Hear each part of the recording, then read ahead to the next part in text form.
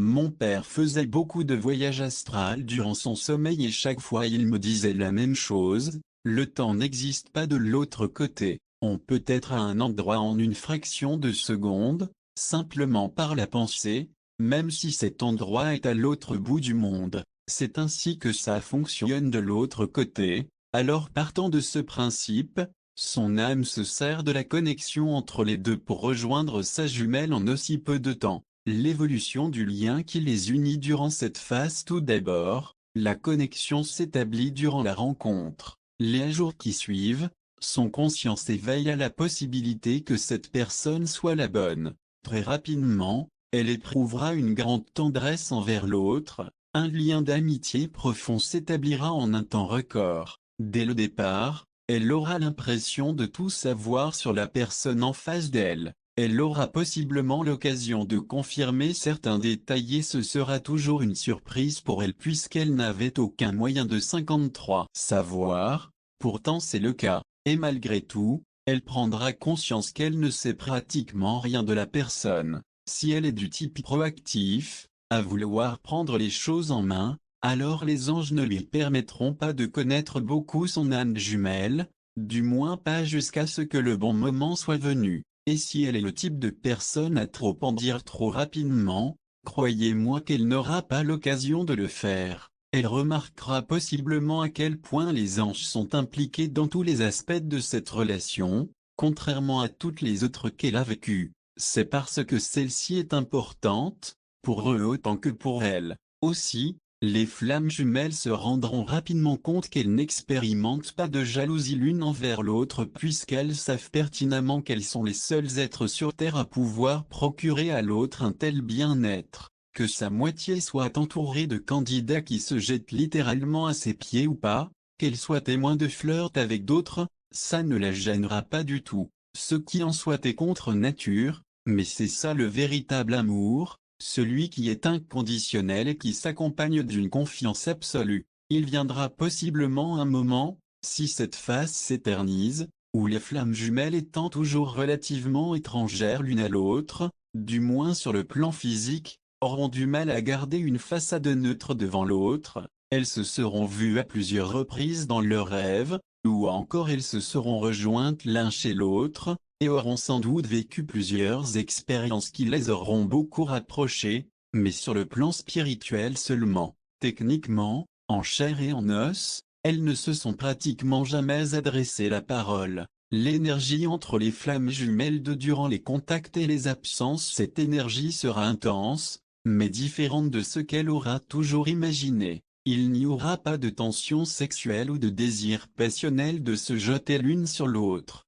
Ce sera beaucoup plus profond que cela, même si l'attirance physique est là, car elle le sera sans doute et si ce n'est pas au premier coup d'œil, ça viendra, ce qui les unit est vrai et sincère, ça dépasse de loin l'énergie sexuelle, c'est une tendresse, un amour pur, c'est 54. Ce qui différencie cette relation de n'importe quelle autre, elle leur donnera l'impression de respirer différemment lorsqu'elle sera en présence de l'autre, de renaître en quelque sorte. Ce phénomène donne tout son sens à l'expression respirer sans air. L'énergie de l'autre est enivrante, c'est comme si elle permettait à son âme de respirer, pas seulement son corps physique. Cette énergie provoquera un confort jusqu'à présent inégalé chez elle. Elle mettra sans aucun doute quelque temps avant d'associer l'un et l'autre, mais ça viendra. C'est peut-être différent chez chaque personne.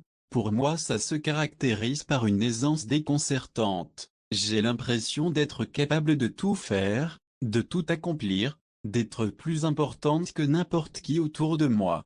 Comme si mon corps était soudainement envahi d'une grâce naturelle. Je vous assure, ce n'est pas un trait de caractère narcissique, mais plutôt ce que son énergie me fait ressentir. Comme je vous l'ai dit plus haut, elle provoquera très certainement un bon nombre d'effets secondaires. Dans mon cas, j'ai mis un certain temps à associer les deux puisqu'au départ j'étais dans le déni. C'est lorsque j'ai commencé à écrire mon journal et que je l'ai relu que j'ai vraiment pu voir à quel point, parfois le jour même, mais souvent le lendemain, j'ai été fortement atteinte de l'effet âme jumelle. En fonction de la force de son énergie à lui, Ça pouvait facilement durer jusqu'à 3 jours, voire même une semaine. Et parfois c'était lui qui repartait complètement déboussolé et moi avec tous mes moyens. Je le savais parce que je le ressentais, mais aussi parce que mon ange me le confirmait. Quoi qu'il en soit, durant cette première étape, l'énergie est appelée à évoluer considérablement entre les deux amies jumelles.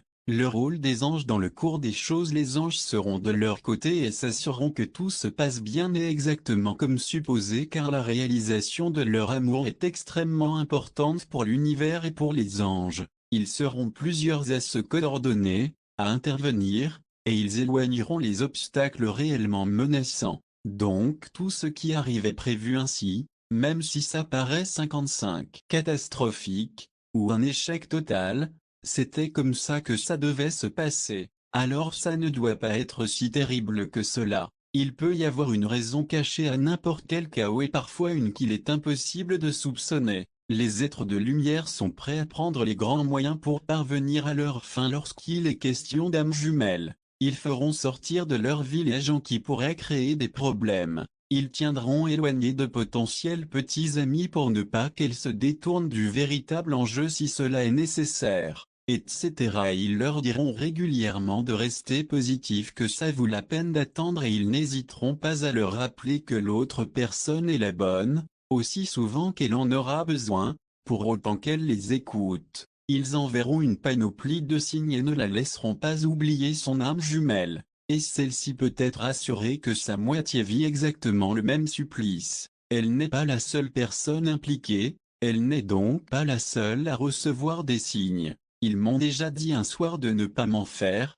qu'ils n'avaient pas le choix de penser à moi car c'était terminé pour lui aussi les petites soirées tranquilles. Il était tout autant bombardé de signes que je l'étais. Dans certains cas, leur entourage sera particulièrement bien contrôlé. Par exemple, si elle est à la recherche de l'amour et qu'elle est du type fidèle, elle aura beaucoup de mal à rencontrer quelqu'un. Les anges veulent que le moment venu, elle soit disponible émotivement autant que physiquement. Si elle est engagée envers quelqu'un et qu'elle risque de dire « Tant pis, je reste avec mon conjoint ou ma conjointe actuelle », les anges ne permettront pas cette relation. Si toutefois, elle parvient à réagir de façon neutre, elle dira très bien, je sais que c'est la bonne personne pour moi, je sais que ça arrivera et je ne perds pas la foi. Peut-être que les anges mettront quelqu'un sur sa route afin de l'aider à passer au travers, pourvu que ses motivations restent bonnes, car les anges ne veulent pas que personne ne souffre dans cette histoire,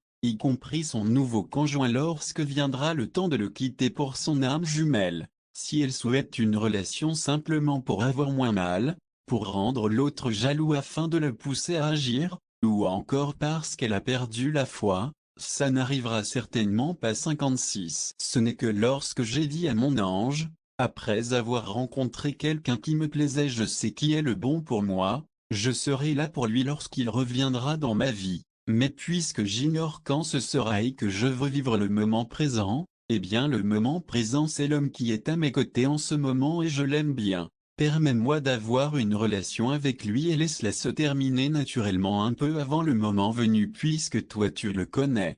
J'ai aussitôt ressenti la joie de mes anges et ils m'ont assuré leur collaboration à ce niveau, parce que mes raisons étaient bonnes. L'homme en question me plaisait, même si je faisais la différence entre amour pur et affection. Je gardais la foi en eux, en mon âme jumelle. Je ne faisais pas cette demande dans le but d'avoir moins mal ou de l'oublier. Et bien sûr, ils aimaient beaucoup l'homme en question. Ils m'ont spécifié qu'ils n'auraient pas accepté n'importe quelle relation, puisque le but de la phase de séparation est de guérir mes blessures passées, non pas d'en créer d'autres avec de nouvelles relations. Les anges encourageront les amis jumelles à penser à leur moitié, à visualiser leur relation, leur souhait devenir réalité. La visualisation positive est d'une très grande importance afin de ne pas travailler contre l'univers et contre leurs anges. Plus encore, elle joue un rôle sur leur connexion. En effet, elle est à l'origine de ces fameuses vagues d'amour que les amis jumelles ressentent fréquemment. Mais je reviendrai sur cette partie dans le prochain chapitre. Il faut aussi savoir que tout est coordonné à la minute près, voire même à la seconde près. Si elle se croise en voiture, rate son appel, arrive à un endroit juste après son départ, c'était prévu ainsi. La précision est une de leurs spécialités. Elle ne doit donc pas être anéantie en craignant que les choses échappent à leur contrôle. Ce n'est pas le cas.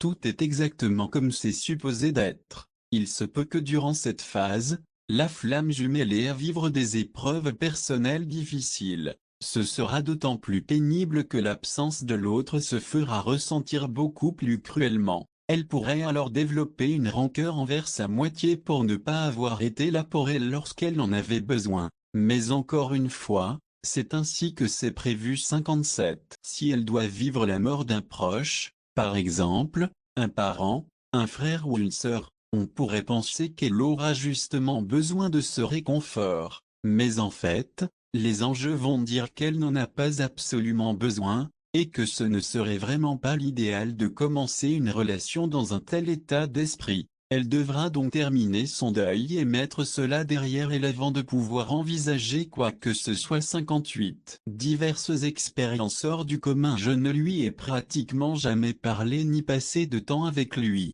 Nous ne partageons aucun souvenir et pourtant nous en avons plusieurs. Il y a plus qui se transmet entre nous en un regard ou en un sourire que dans une année entière d'histoire avec n'importe qui d'autre. C'est ce que je me dis quand je pense à tout ça. Et c'est ce qui rend cette histoire si difficile à croire justement. Dans ce chapitre, je vous parlerai des diverses expériences que peuvent expérimenter les amis jumelles et que j'ai moi-même vécues. Il y en a sûrement plusieurs autres, mais je ne m'en tiendrai qu'à ce que je connais personnellement et c'est pourquoi ça ne se limite sans doute pas à cette liste. Malgré tout, ça résume très bien. Ça se produit au niveau du corps, des regards. La présence de l'un affecte l'autre physiquement. Elle sentira